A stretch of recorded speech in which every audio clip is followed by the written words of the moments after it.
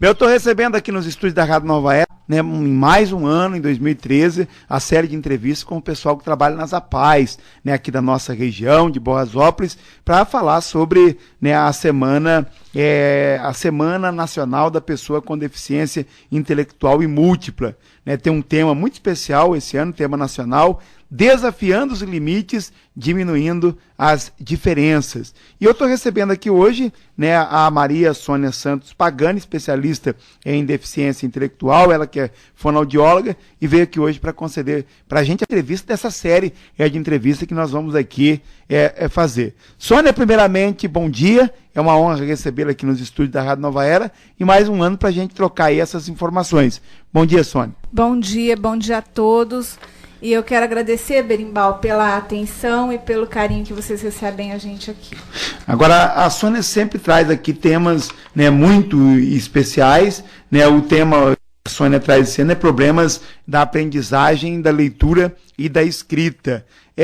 O que é aprendizagem? Vamos começar por isso. Bom, Berimbau, a aprendizagem nada mais é do que a abstração, a memorização e o processamento de informações que são recebidas através de experiências construídas, relacionais, ambientais, por experiências emocionais, que também provocam uma mudança no comportamento e na maneira de pensar do sujeito.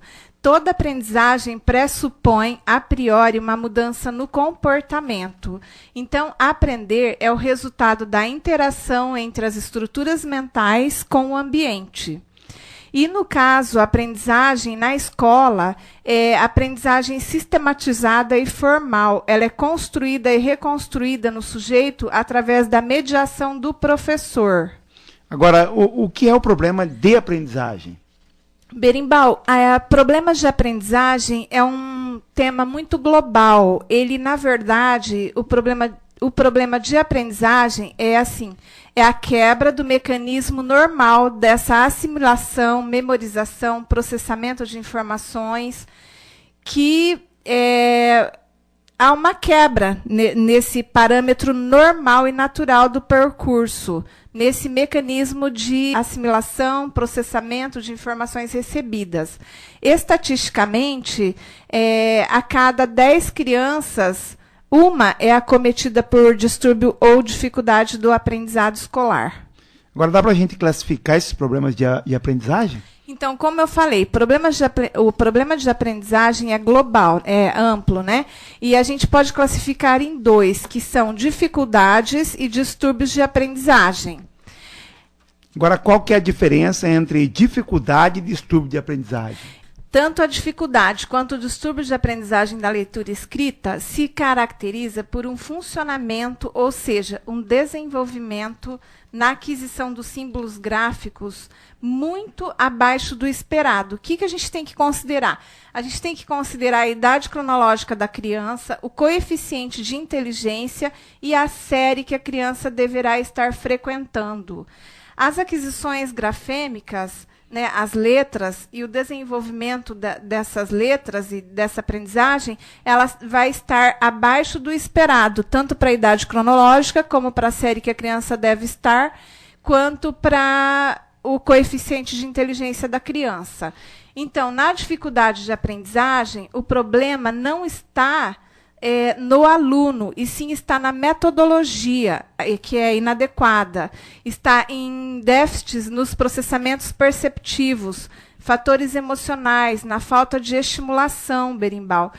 Também carência nutricional, também causa dificuldade no aprendizado. Problemas socioafetivos e doenças como anemia, criança que respira pela boca, né?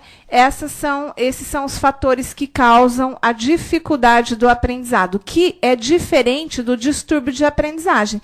E a gente, Berimbau, tem mania de ficar julgando e classificando todas as crianças com distúrbio de aprendizagem ou com dificuldade de aprendizagem. E não é assim, porque existe uma diferença entre dificuldade de aprendizagem e distúrbio de aprendizagem. E qual que é a diferença? A diferença da dificuldade é que a dificuldade de aprendizagem não está no aluno, e sim está ao seu entorno. E o distúrbio de aprendizagem está no aluno, ou seja, ocorre por fatores como, por exemplo, uma hiperatividade, um TDAH, um problema neurológico, um dano cerebral, problemas de comunicação, deficiências na fala, deficiência intelectual. Outra coisa também que traz o distúrbio de aprendizagem é transtorno global do desenvolvimento, que é o autismo, fatores genéticos, as síndromes, os TCEs, que são os traumatismos crânioencefálicos, os acidentes vascular cerebral, doenças e convulsões. O distúrbio de aprendizagem é uma disfunção do sistema nervoso central. Então, ele é bem diferente da dificuldade de aprendizagem, que pode ser por simplesmente uma falta de estimulação adequada. Agora, uma pergunta que é importante, todas as crianças que têm dificuldade ou distúrbio de aprendizagem escolar têm deficiência intelectual? Não. Não, as crianças que têm ou distúrbio ou dificuldades escolares não significa que têm deficiência intelectual. Agora, o que é cognitivo ou linguagem? A cognição são as várias funções hierárquicas de conhecimentos que a criança deve ter antes de começar a aprender a ler e escrever. São as habilidades básicas e prévias, Berimbau, que antecedem ao letramento, né, a aquisição da leitura e escrita. Entre essas habilidades que a criança deve ter, a gente pode citar noção temporal, visualização, memória, fala, análise, processamento, consciência fonológica, entre outras funções que a criança tem que ter antes de aprender a ler e escrever. Agora, as deficiências cognitivas, elas estão sempre presentes nos distúrbios e nas dificuldades da aprendizagem, da leitura e escrita? Sim, sempre. A deficiência cognitiva vai sempre estar presente, quer seja na dificuldade de aprendizagem da leitura escrita ou no distúrbio da leitura escrita. Então, vamos lá.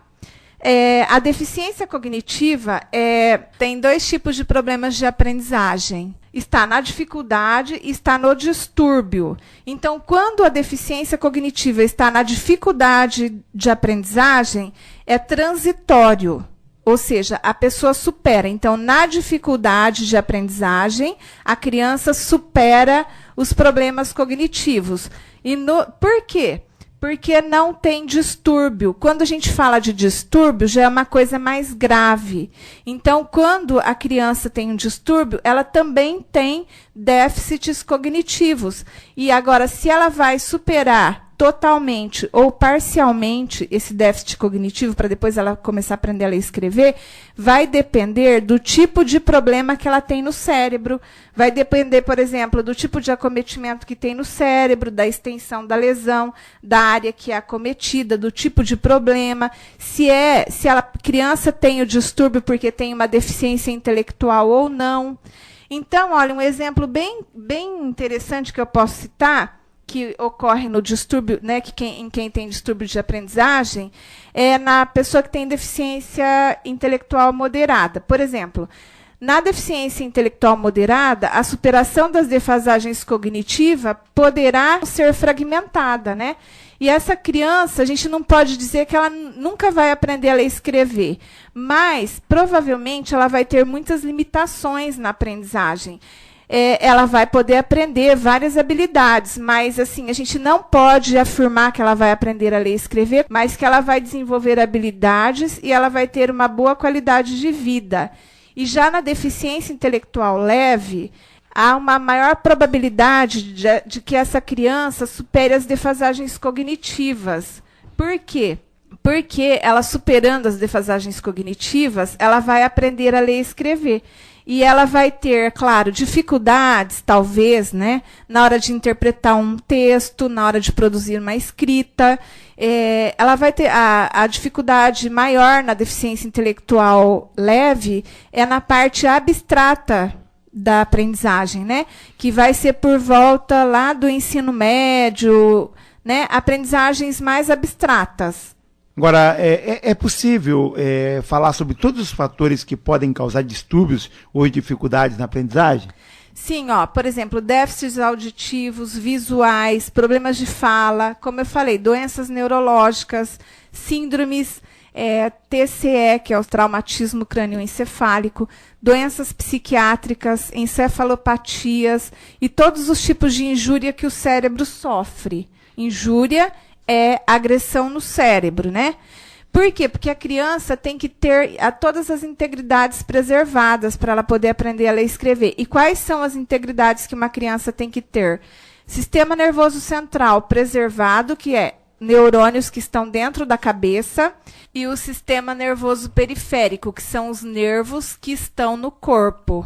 As capacidades sensoriais, que são a visão e a audição, as capacidades intelectuais. Quando eu falo de inteligência, Berimbau, eu estou me referindo à capacidade que o indivíduo tem de se readaptar frente a novas situações. Isto é inteligência. As capacidades motoras têm que estar preservadas e as capacidades emocionais. Tudo isso vai interferir no bom desenvolvimento da aprendizagem da criança na escola. Agora, isso aqui é importante para os pais. Quais são os sinais precoces, né, que a criança pode apresentar que indique que ela poderá vir a ter um problema de aprendizagem? Olha, Berimbau, o mais importante, eu posso dizer, que é em relação à fala. A criança, todo mundo sabe que uma criança por volta de 4 anos e meio já deve estar falando todos os sons da fala corretamente. Então, se a criança ultrapassar essa idade após os 4 anos e meio e continuar falando errado, já é um indício de que alguma coisa pode ou não estar acontecendo com essa criança. Outro fator importante são os problemas de linguagem. O que é o problema de linguagem? Mesmo a criança falando, articulando certinho todos os sons da fala, a fala dela tem que estar contextualizada, tem que ter significância. Então, quando há uma discrepância entre a articulação dos sons da fala e o que a criança fala em relação ao significado, pode ser indicativo de que alguma coisa não está muito bem. Então, é preciso investigar. Sônia, queria agradecer a sua participação aqui. Maria Sônia Santos Pagani, ela que é fonoaudióloga e especialista em deficiência intelectual. E a gente não poderia abrir melhor aqui essa série de entrevistas com a participação aqui da Sônia, né, sempre trazendo aqui para a gente temas muito especiais. E esse ano nós estamos novamente aqui com o tema nacional, né, da Semana Nacional da Pessoa com Deficiência Intelectual e Múltipla. Queria agradecer mais uma vez a sua participação aqui, e não só nessa semana, mas quando tiver algum tema, quiser voltar aqui, a gente está sempre à disposição. Olha, nós agradecemos a atenção de todos e quero aqui colocar à disposição quem precisar de alguma informação, alguma coisa que não ficou claro, pode nos procurar na APAE.